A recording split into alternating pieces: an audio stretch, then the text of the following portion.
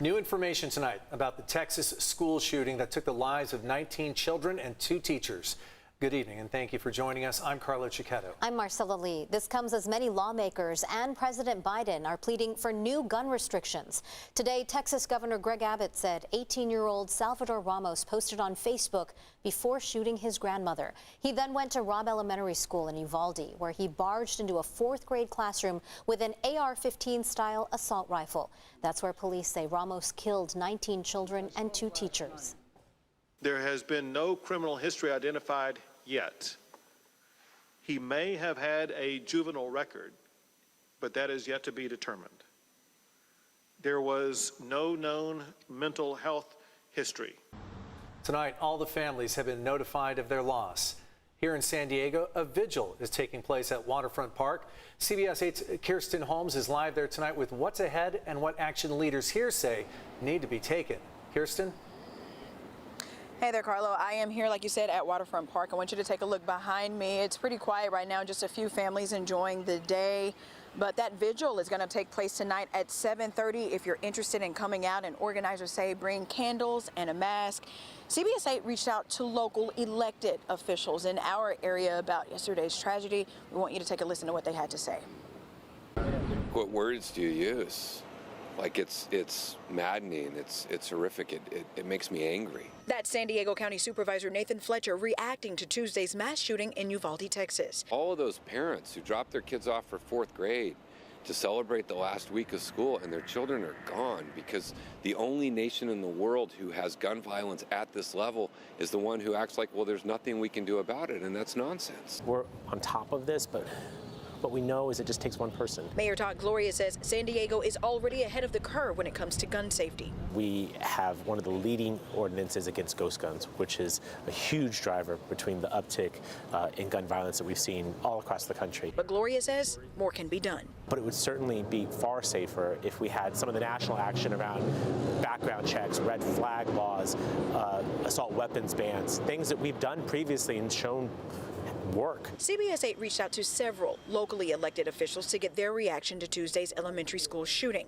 San Diego County Vice Chair Nora Vargas shared a statement that says, quote, "We need public officials who have the backbone to do what is right and pass legislation that would enhance background checks and help reduce gun violence." Congresswoman Sarah Jacobs tweeted, "I am heartbroken for the children who won't go home to their families tonight and for the Uvalde community that will never be the same." Congressman Darrell Issa retweeted Texas Governor Greg Abbott and said, "Our thoughts and prayers are with these families."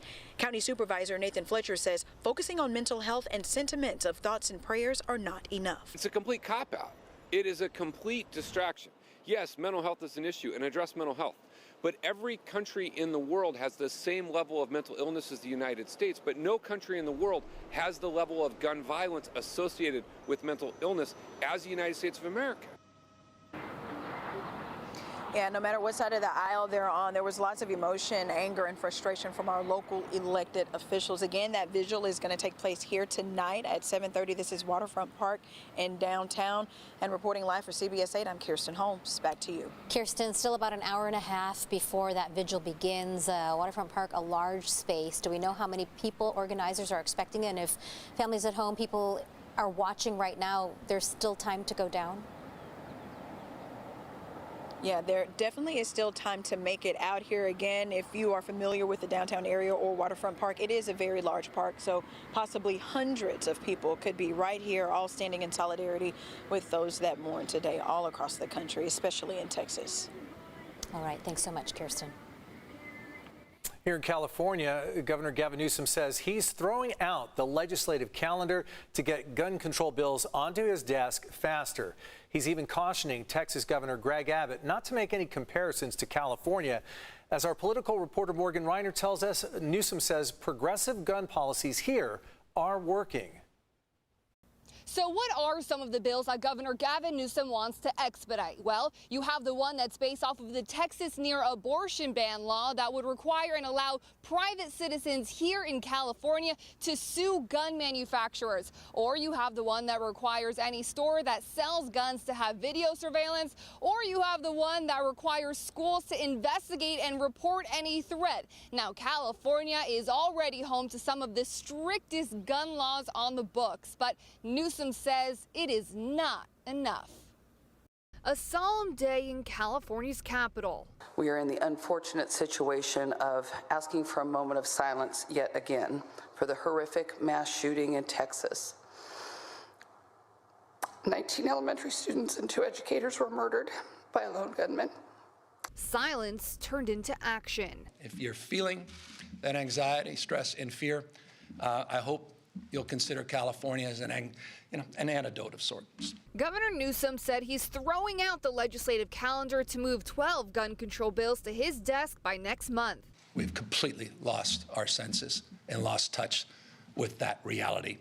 And we need to change that reality, and we have that capacity to do so. Newsom said California is acting while the country is not. So I asked how he plans to work across the aisle on the national level. Try to work with governors, all political stripes in other states, and mayors in other states that understand this, particularly mayors that are on the front lines, and continue to advance common sense gun safety until we break through with the United States Senate. Even though California has some of the strictest laws and overall numbers of mass shootings have gone down over the last several decades, the state continues to see some of the worst and deadliest mass shootings. A reporter asked if he'd consider spending more money on enforcing security at schools. We know these policies work to save lives. Are they exclusively the only approach? Absolutely not. Republican Assembly Leader James Gallagher told me now is not the time to be pointing fingers. It always goes to a political fight instead of stepping back and coming together as a country about, hey, what are the real causes? Said California could do more without adding more laws. Tens of thousands of people who are not supposed to have weapons have them right now here in California because Democrats have not done the job of clearing that backlog. Gallagher says he wants to focus on getting the guns out of hands of known criminals and focus more on mental illness. But Governor Abbott says that the 18-year-old Texas shooter, he had no known mental health or criminal record. Gallagher says he will not comment on that until all of the information is out. Thanks, Morgan. Some parents across the country chose not to send their children to school today.